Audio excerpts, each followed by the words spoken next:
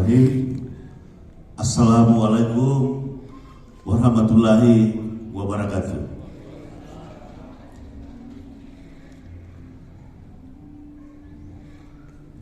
Yang saya hormati Ketua Umum Lentera Independen, pemerhati aspirasi Nusantara atau LIPA. Yang terhormat Ketua DPP, Pak Sekjen, para Ketua DPK, dan jejaring lainnya.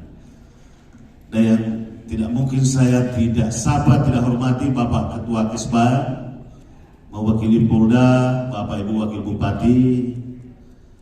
Sebelum saya terlalu jauh memulai, saya mau mempertegas lebih awal, memperjelas bahwa karena sedikit agak menggelitik tadi, ada yang disampaikan baik oleh Pak Saudara Bentar Baso, termasuk dari Pak Ketua Kesbah. Jadi izinkan saya dulu mengklarifikasi ya, agar tidak mengganggu di belakang saya. Dengan ucapan Bismillahirrahmanirrahim, insya Allah kehadiran LIPA akan selalu senantiasa ya untuk berkarya sah-sah saja dalam masa eksistensinya, berinteraksi, bermitra dengan siapapun, termasuk APH, termasuk aparat birokrasi.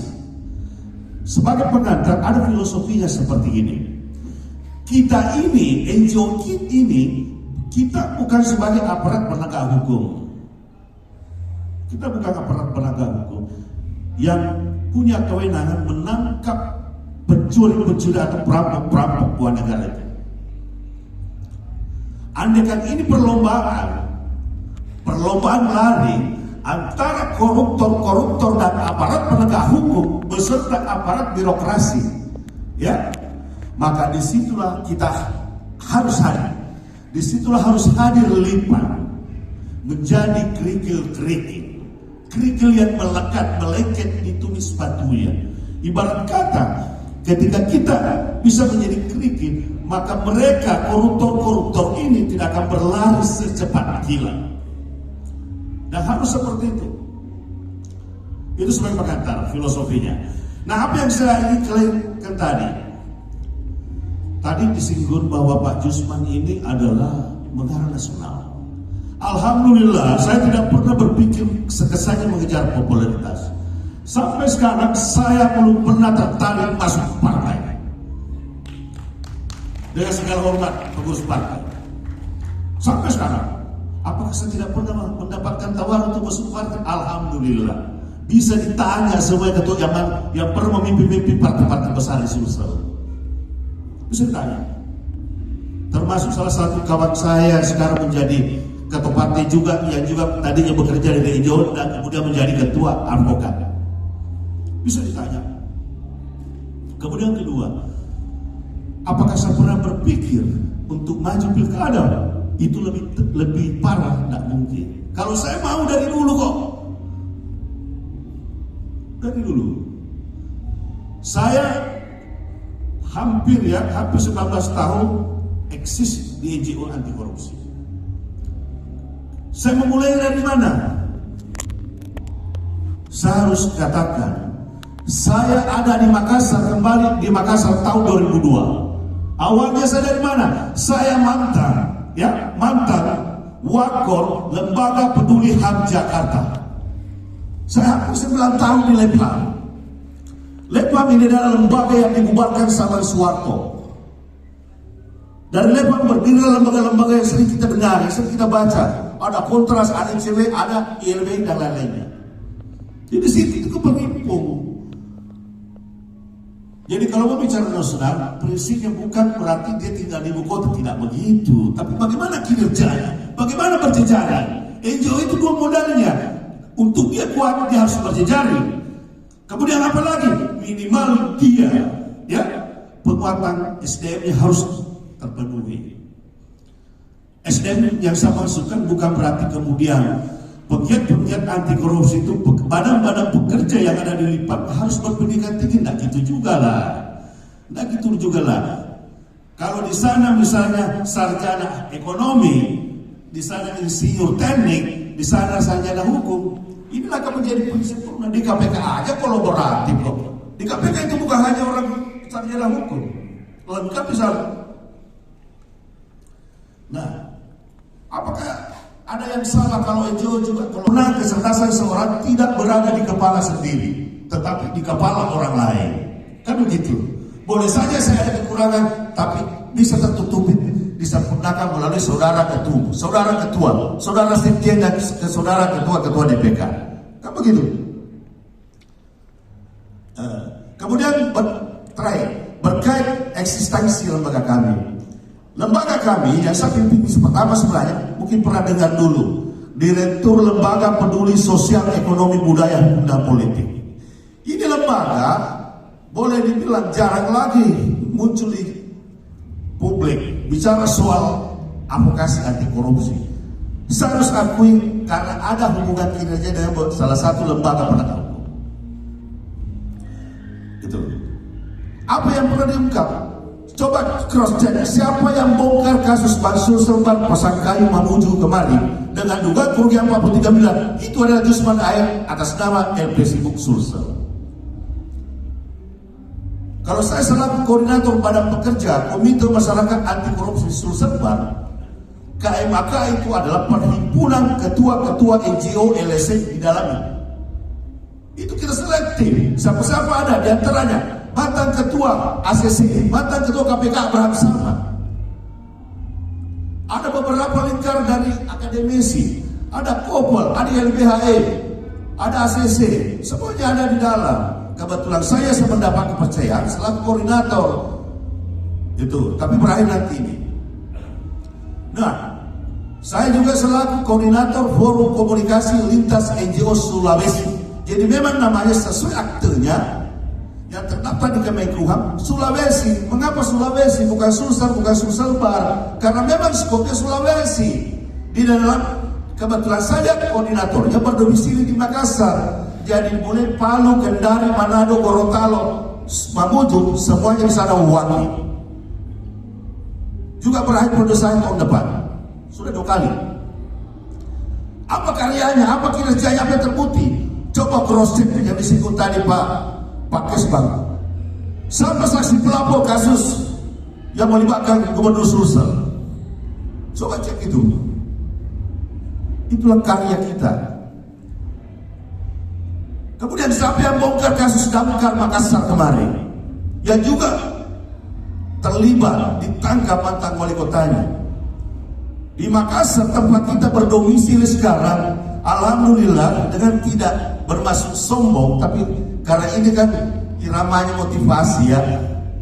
Karena sedikit kita mendengar, loh, apakah itu Bajus tidak ada takutnya? Sampai sekarang saya termasuk adalah orang yang penakut.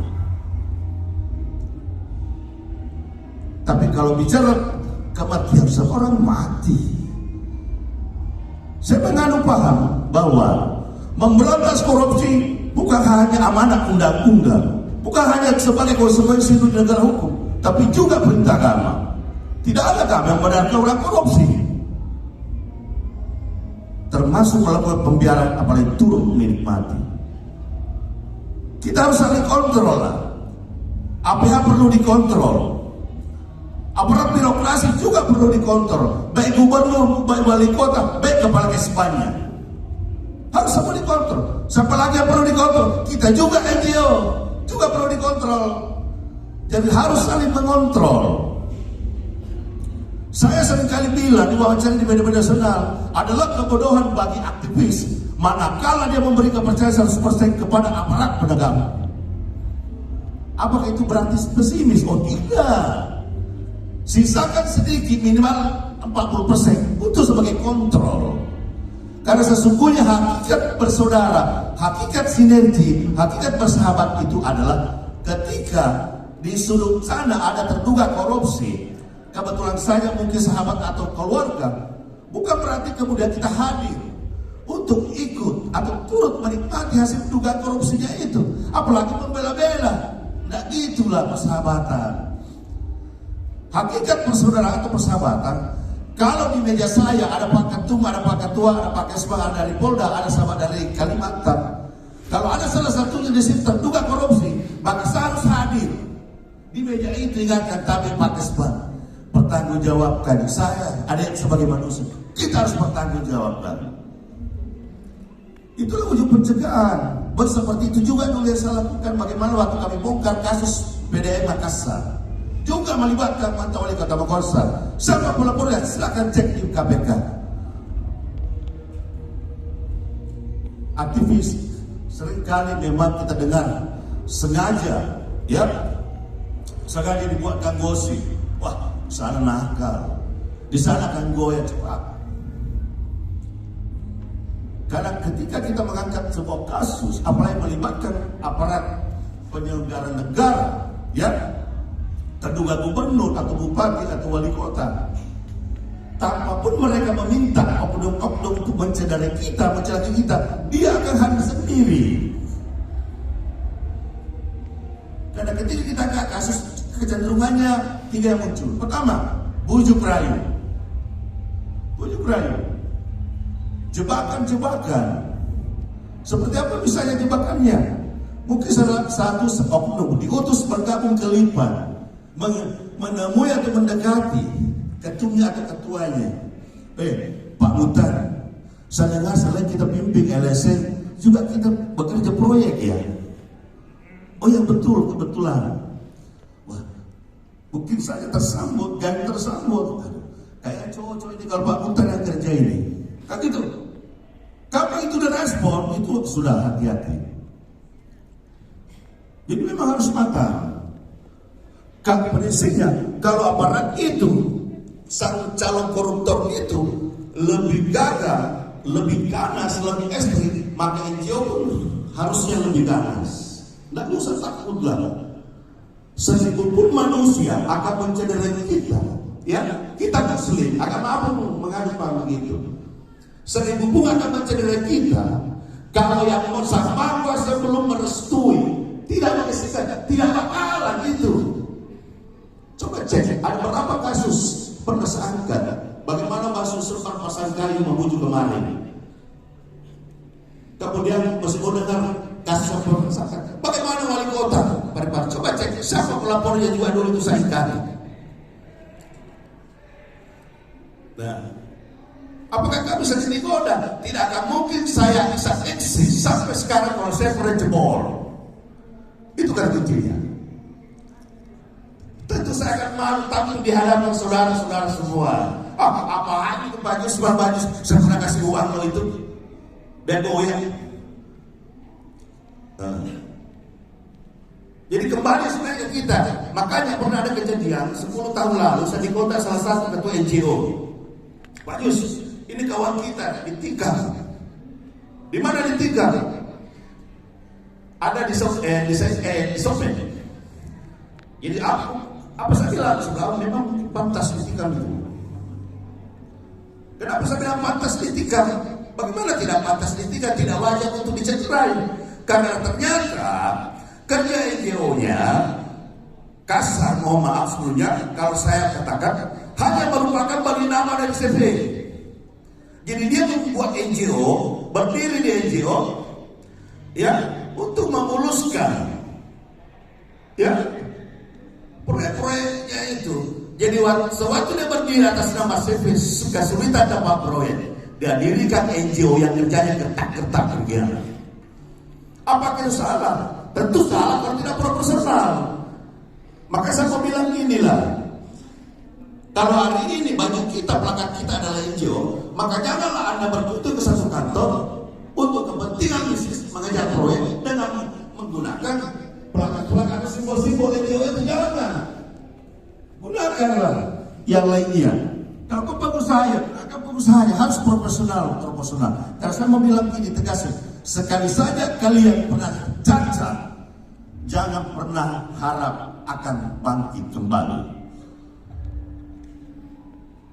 Saya juga mau sampaikan, Apakah aktivis anti korupsi itu harus takut dengan teror? Tidak perlu. Bagaimana kalau kemudian ada kasus kita angkat, lalu kita dilapor balik? Yang takut hanya orang yang tidak memahami apa itu wujud peran serta masyarakat. Saya kasih contoh kemarin. Waktu saya lapor kasus Gubernur Sulsel, ya, muncul seseorang ngomong di media, mengancam. Seorang teman dari media dia kontak saya, Bajus, apa tanggapan terkait ini? Masalah apa itu? Ini kita akan dilapor. Apa saya sampaikan? Oh bagus itu, kasih rame aja. Tidak ada tanggapan. Bajus, ngapain saya harus tanggapi? Kapan saya tanggapi? Berarti sama saja saya menjerumuskan diri ikut bodoh. Bodoh itu. Ngapain harus takut dengan laporan-laporan itu? Saya mau tegaskan, bagaimana mungkin saya bisa dikategorikan melakukan dugaan pencemaran nama baik, ya, melakukan penghinaan, manakala dugaan biksu sang NGO LSM itu belum berkekuatan hukum tetap, belum ingkrah. Ini harus dipisah, dibedakan. Mana laporan biksus, mana laporan pidana umum. Dugaan pencemaran nama baik adalah pidum, tidak bakal tersentuh dugaan pidum manakala dugaan biksusnya belum berkekuatan hukum. Nah inilah yang sering digunakan pejabat. Kapan lipan direkturnya lupa lapor saya akan lapor balik. Ancam undang-undang itu. Kapan Anda takut maka Anda termasuk dikerjai. Terburunya kalau aktivis atau NGO anti korupsi, katakanlah kawan-kawan dari Lepan, terburuknya karena memang hukum kan kadang-kala tidak selalunya kelihatan hitam putih, ya. Mengapa demikian? Karena selalu hadir abu-abu. Abu-abunya siapa? Ya itu tadi aparat penegak hukumnya. Mungkin aparat penegak hukumnya terlalu kekenyangan disumbat kantongnya duit kan, begitu. Apakah juga aparat birokrasinya begitu? Betul. Jadi kalau kemudian mendapatkan panggil, hadirkan saja. Yang salah, yang jelek, manakala aktivis anti korupsi itu terlapor dan tertangkap dugaan perkara korupsi juga. Itu tidak boleh. Memalukan itu. Makanya salah satu kawasan perjauhan kita Haris Asar saat dikontak, sudah oke, maju terus kami bersamamu. Pada saat yang dilawan Luhut Panjaitan, ngapain takut? Ya, kebenaran memang harus begitu. Saya selalu begini lah, semakin tinggi ya gantungan itu untuk kita, semakin enak, sedikit lebih tinggi lah. Nggak usah terlalu takut itu. Bajus, bagaimana kerawanannya?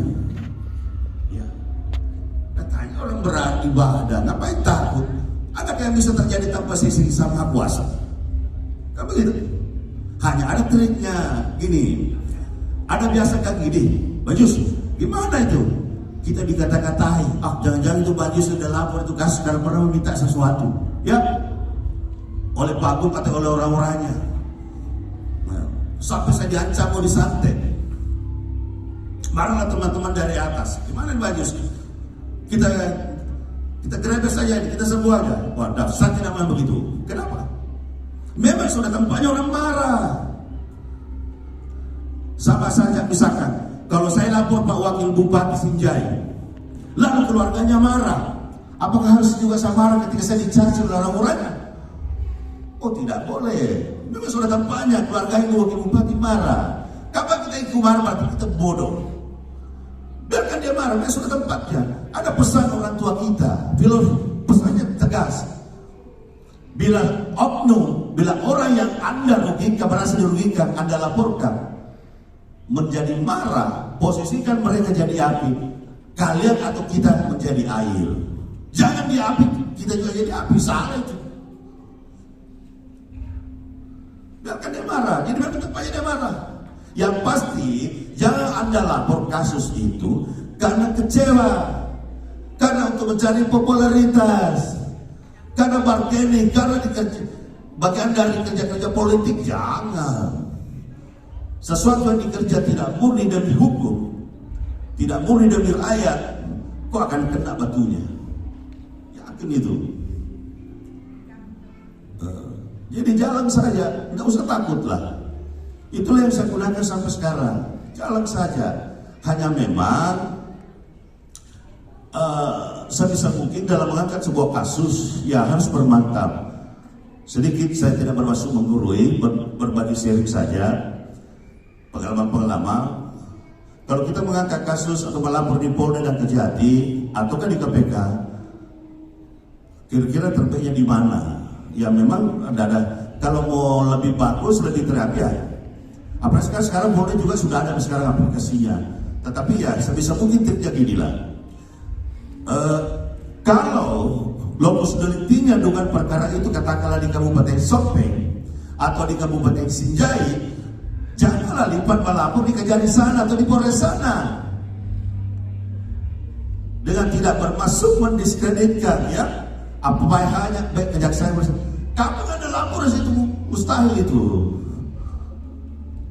karena dia terikat forkopimda istilahnya kalau disuruh. Makanya saya pernah katakan itu salah satu forum. Salah satu yang merusak sebenarnya tatanan konstitusi itu adalah forkopindo kan, itu ibarat arisan-arisan. Itu. Jangan lapor, harus lapor satu tingkat di atasnya. Kalau lokus deliktinya misalkan di Kabupaten Sopeng, lapor di Kejati kalau maunya kejaksaan, lapor di Polda kalau maunya di Polda. Kan begitu. Jangan lapor ada di sana. Nah kemudian mungkin nggak usah panjang ya. Sering juga kita mendengar, apakah peran serta masyarakat itu dijamin oleh konstitusi? Oh jelas. Kehadiran NGO atau LSM atau Ormas bukan baru sekarang legislatif tidak. Coba kita buka bagaimana tahun 85 Undang-Undang nomor 8 sudah ada kok di sana. Kemudian Undang-Undang nomor 17 tahun 2013. Belum lagi kalau kita bicara bagaimana pasal 81 Undang-Undang nomor 31 tahun 99 beserta perubahan Undang-Undang nomor 20 2001. Kemudian dipertegas lagi tata caranya, tata cara tentang hak dan tanggung jawab masyarakat untuk mendapatkan informasi, mendapatkan saran, memberi saran dan pendapat, maka termasuk mendapatkan pelayanan dan termasuk memberi kritik. Jadi ketika dilipat mengkritik aparat penegak hukum, itu bukan hal yang keliru, tapi yang Anda kritik jangan personalnya, tapi adalah kinerjanya. Apakah pantas atau wajar aparat pejabat, gubernur, bupati, wali kota, wakil bupati itu dikritik? Wajar. Kenapa? Karena dia adalah pejabat publik. Tapi jangan coba-coba mengkritik personalnya, urusan soal keluarganya dalamnya, jangan, beda tuh. Yang boleh dikritik, yang diberi hak masyarakat untuk memberi saran pendapat termasuk kritik, peserta, termasuk pelaporan ya berkaitan kinerjanya selaku pejabat publik, karena dia dibayar, digaji oleh negara, oleh rakyat. Jadi lapor aja.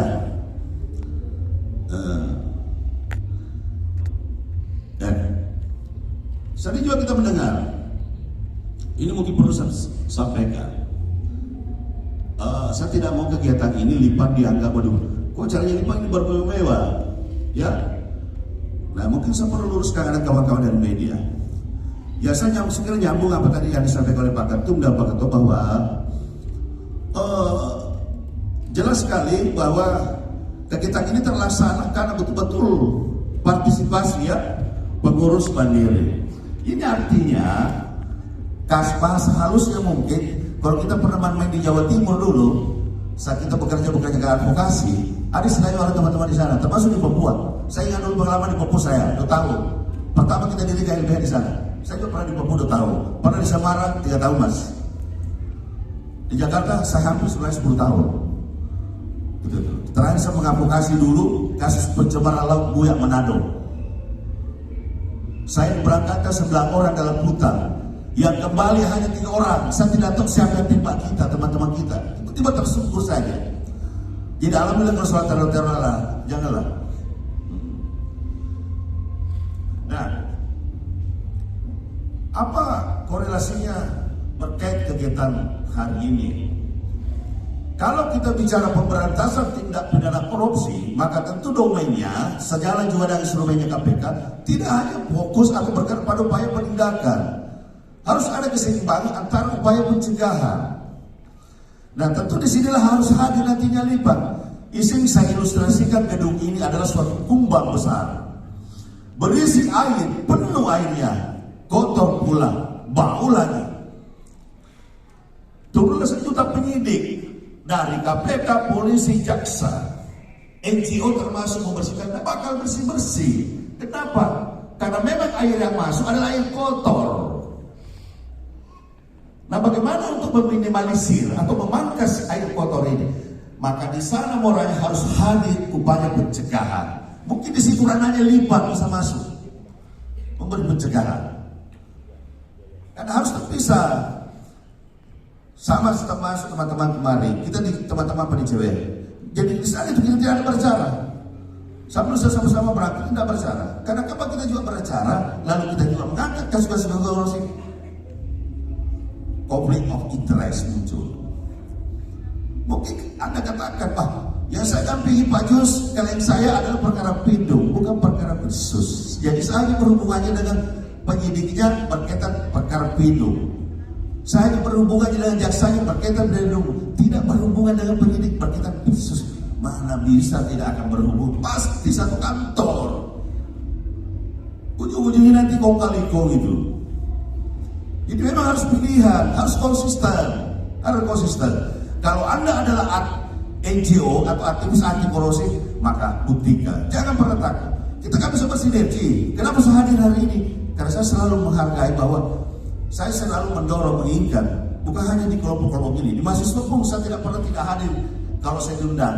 Baik di Batuha ini, ormas-ormas lain, saya pasti hadir.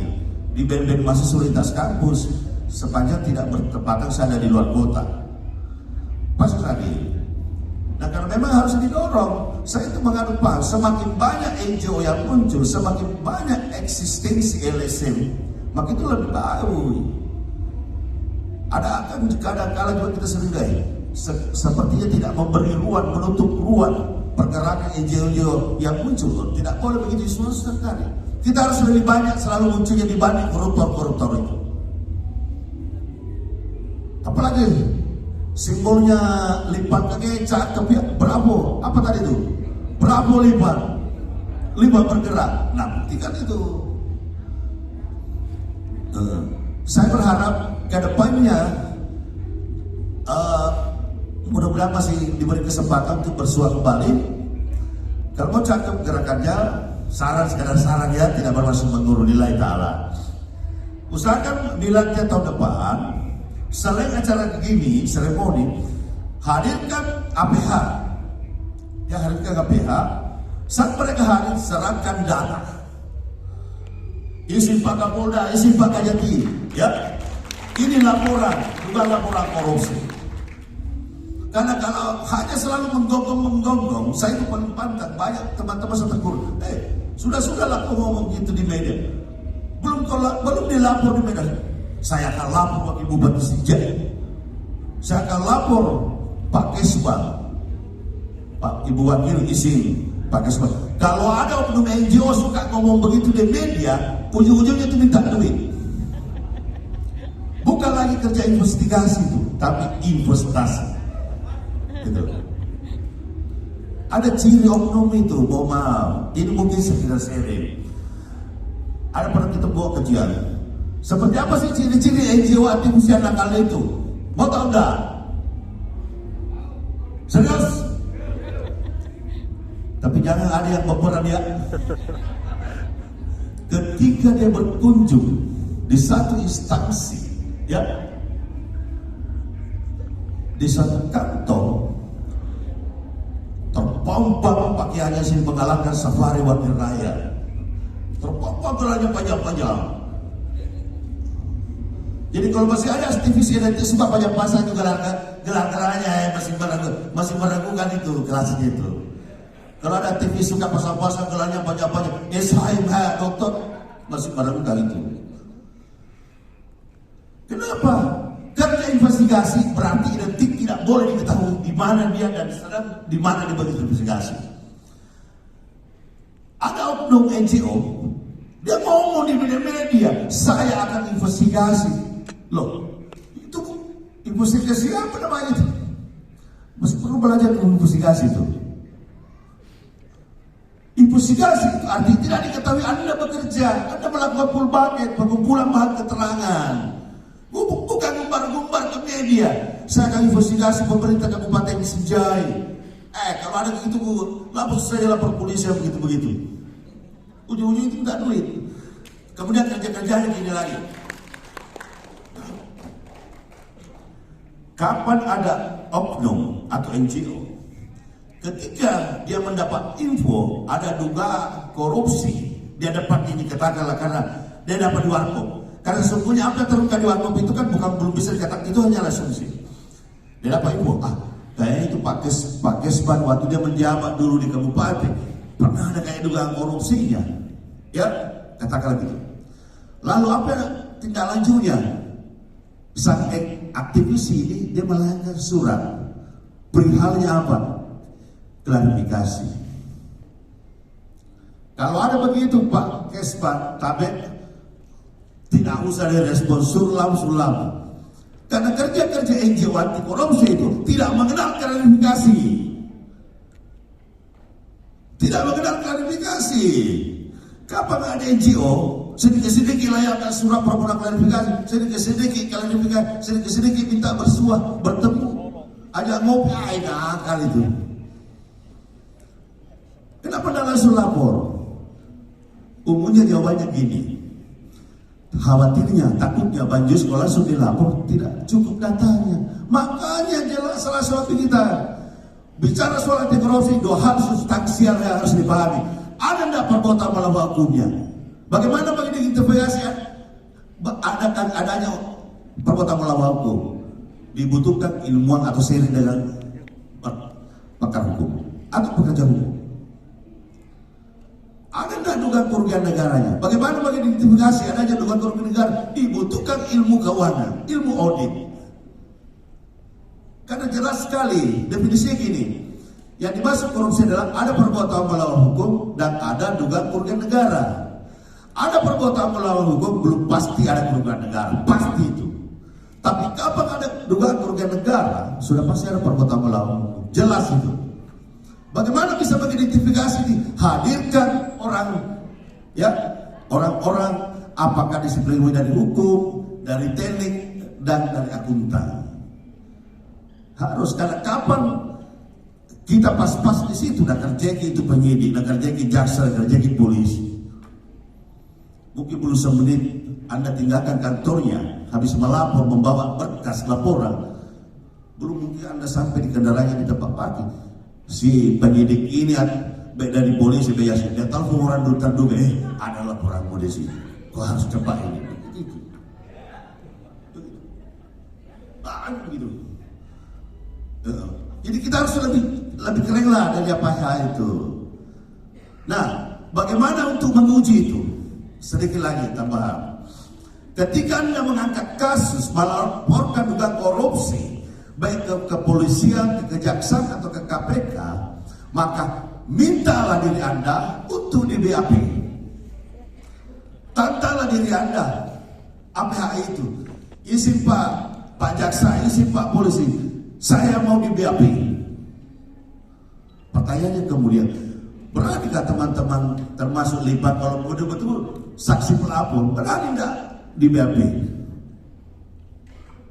Banyak yang gitu. Untuk kerugiannya kalau Anda tidak melapor dan memang Anda melapor. Coba baca PP nomor 43 tahun 2012 tentang prasarat masyarakat. Di sana Anda kalau mau bicara penghargaan, premi dan lain-lainnya. Ketika Anda tidak bersedia atau takut untuk di BAP, maka sejuta kali pun Anda ngomong di ruang publik bahwa saya pelapornya, itu tidak dipercaya tuh. Kedua triknya, ini trik. Jangan hari ini misalkan Anda diterima oleh Pak Kajati atau oleh Pak Kapolda, lalu Anda sudah euforia mengekspos ke publik. Hari ini Lipang melaporkan dugaan korupsi. Toh, salah satu kabupaten lah. Ramai beritanya. Sepekan kemudian hilang itu berita 404 muncul, kan gitu, hilang. Tuh juga pelapornya. Saya tidak tahu hilang apa, mungkin sudah penuh barangkali kantong atasnya, kantong bawahnya, kabarnya begitu. Nah, jadi harus tetap kontrol itu, harus tetap kawal. Jadi ketika Anda datang melapor, minta di BAP-kan, ya itu sebagai saksi, sebagai bukti bahwa Anda saksi pelapor. Karena sebenarnya kerja anti korupsi itu ibarat bercocok tanam. Sedikit motivasinya. Saya ingat 2005 dulu, saya termasuk saya 3 orang dari Semarang, Bang Eko, saya dengan teman dari cewek, Bang Tete, masih koridor cewek. Saya pernah mendapat undangan, mendapatkan penghargaan, bukan hanya tapi daerah, misalnya ini bukan untuk dibanggakan ya, membanggakan. Sebagai bentuk saja perhatian bahwa negara sebenarnya memberi ruang tempat kepada masyarakat untuk berperan serta melawan korupsi. Sebagai bentuk, jadi tinggal kita saja masyarakat mau tidak berperan serta. Perlindungan hukum jelas ada, penghargaan manakala itu terbukti laporan Anda juga ada. Saya sudah pernah merasakan yang begitu. Saya pernah dapat penghargaan dari kejaksaan berulang-ulang, KPK sertifikasi dan lain-lainnya berulang-ulang. Polri juga begitu, apalagi lembaga-lembaga berkaitan lembaga audit. Nah, jadi ibarat bercocok tanam gitu Pak Ketua. Kejelasan di situ berapa mil Anda dapat kalau orang mau bicara ini. Jadi luar biasa sebenarnya aktif di NGO anti korupsi itu, pengabdiannya luar biasa. Jadi kalau bagi anti korupsi kamu terotero, acak-acak, nak ketawa aja itu. Ya aku coba-coba. Biasa yang begitu. Anak-anak gitu yang bisa digertak-gertak. Saya sampai sekarang anak saya hanya 2, yang tua saudara KKN. Mas bisa hadir berdiri, bukan kesombongan. Kenapa? Karena berangkat dari nama itu. Intinya inilah, apapun yang Anda lakukan harus berangkat dari nama itu. Jangan karena kebencian, jangan menyerang kepada orang, jangan karena sakit hati atau kecewa, atau karena ada bargaining politik. Itu. Makanya saya konsisten sampai sekarang dapat tertarik masuk partai. Bayangkan kalau saya masuk partai, saya tidak bisa lapor petinggi partai. Saya tidak bisa lapor gubernur. Saya tidak bisa terlibat bagaimana kasus yang ditangkap kemarin wakil ketua DPRD dari Golkar. Bisa. Jadi enak sebenarnya LSM di NGO, tinggal kita perkuat itu. Yang enak sekarang itu kalau NGO-nya belum, karena saya yakin di sini masih banyak teman-teman bergerak kontrak ya, Pak Basoya, misalnya. Jadi inilah, bukan hal yang salah, karena memang harus ada pengetuaan. Makanya saya pernah sampaikan, NGO itu 2 hal yang harus dimiliki. Pertama, penguatan SDM, aspek SDM, kemudian finansial. Karena ketika NGO lemah juga finansial, ujungnya nanti itu minta-minta, gertak-gertak. Jadi bagaimana menguatkan ini? Harus ditopang dengan ada sumber pendapatan. Saya katakan contoh saya, termasuk saya. Selain saya mengasuh salah satu mata kuliah, pemegang mata kuliah, saya juga berwira swasta. Saya bilang merasa, apa merasa saya? Saya jual hasil bumi, jual buka warkop, meskipun bukan lagi saya kelola langsung. Itu penting. Yang salah kalau saya terlibat mengejar proyek-proyek yang bersumber dari APBD APBN. Itu. Kalau teman-teman di Lipang ada yang terlibat di proyek itu bukan juga yang salah, tapi silakan. Tapi bagaimana Anda hadir selain aktivis NGO juga sebagai sang kontraktor, tapi hadirkan dari sana minimal bisa menjadi kontraktor yang dapat diteladani. Meskipun sering juga kita dengan sulit menemukan itu kontraktor, tidak banyak bohong-bohongnya, ya. Tapi saya kira Lipang baguslah ke depannya. Tadi saya perhatikan ketua umumnya lengkap dengan alma maternya. Begitu pun juga ketua DPP. Yang bikin saya semangat karena semuanya ada kopiahnya. Itu kopiah kan kontrol itu. Akan saya jatuhkan ini di bawah kopiah saya nih, kalau saya menjadi tokoh aktivis anti korupsi dan saya terlibat kong kali kong atau menerima suap dan suap. Kan begitu. Jangan pernah takut untuk dilapor. Saya sampai sekarang, saya sampai sekarang kalau dihitung boleh saat saya masih di Jakarta sampai kembali masa sudah hampir 50 kali saya pernah berusaha di polisi. Maka saya pernah status tersangka, tapi alhamdulillah saya ketawa-ketawa, SP3 dan terbukti. Disitulah. Jadi saya bilang gini ya, sebagai organisatoris, sebagai aktivis NGO anti korupsi menuju kematangan, Anda minimal pernah berurusan dengan polisi. Kalau takut berhubungan dengan polisi, wah belum matang itu. Harus pernah berhubungan polisi. Saya cuma mau bilang lagi inilah, yang salah pergi anti korupsi kalau dia tersangka dugaan turut serta menikmati perkara korupsi. Kalau tersangka dugaan pencemaran nama baik itu biasa. Jadi saya kira itu. Apalagi cukup ya? Jadi sekali lagi saya mau sampaikan, selamat buat LIPA, teruslah maju, insya Allah kehadiran sahabat-sahabat semua, saudara-saudara semua tidak berdiri tunggal hanya atas nama LIPA. Kami pun dari vokal NGO, kami pun dari Badan Pekerja, Komite Masyarakat Anti Korupsi, dan beberapa NGO lainnya akan senantiasa beriringan, bergandengan dengan LIPA.